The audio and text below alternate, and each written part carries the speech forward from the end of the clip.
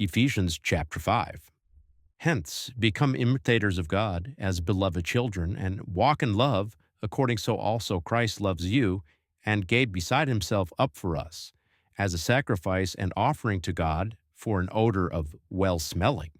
But whoredom and any kind of uncleanness or covetousness shall not even be named among you, according so as it befits holy ones, nor shamefulness and foolish wording or joking, which always has not been appropriate, but for this cause much more thanksgiving.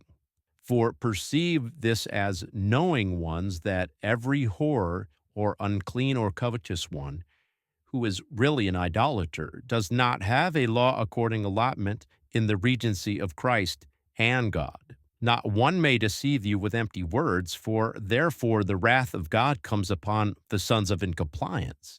Hence, do not become ones cohabiting together with them. For you were once darkness, but now you are light in the Lord. Walk as children of the light.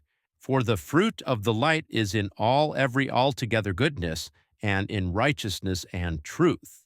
Be examining ones what is well-pleasing to the Lord. And do not have communion together with the unfruitful works of the darkness, but much more also convict regarding this. For the things becoming to be under the authority by them in secrecy, it is shameful even to say. But all the works being convicted are revealed under the authority by the light.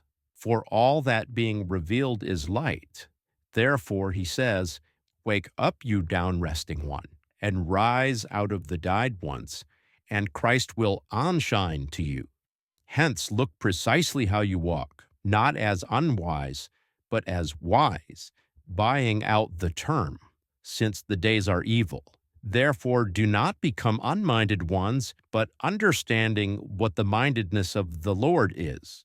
And do not be intoxicated with wine, in which is a sociality, but be completed in the Spirit, as speaking in yourselves with psalms and hymns, and be spirited songs, as singing and psalming ones in your heart to the Lord, as thanking ones always for all things in the name of the Lord Jesus Christ to the God and Father, as subordinating yourselves to one another in the fear of Christ.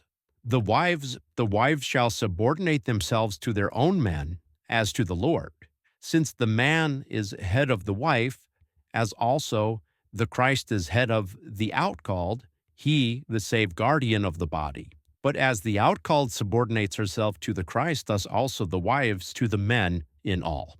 Men love the wives, according so as also Christ loves the outcalled, and gave himself up, so that he might hallow her, cleansing her in the bath of the water in talk. So that he give as standby to himself the outcalled, as in glorified one, not having spot or wrinkle, or any of such things, but for this cause, that she might be holy and undefiled. Thus also the men are indebted to love the wives of themselves, as also the children of themselves. The one loving his self-own wife loves himself. For this cause not one at any time hates his flesh, but he nourishes out and nurtures it, according so as also Christ the outcalled, since we are members of his body. Instead of this, a human will leave father and mother, and will cleave to his wife, and the two will be into one flesh. This mystery is great, but I say it aims into Christ and into the outcalled. Whereas also you, one by one, thus each one love his own wife as himself, but the wife so that she may fear the man.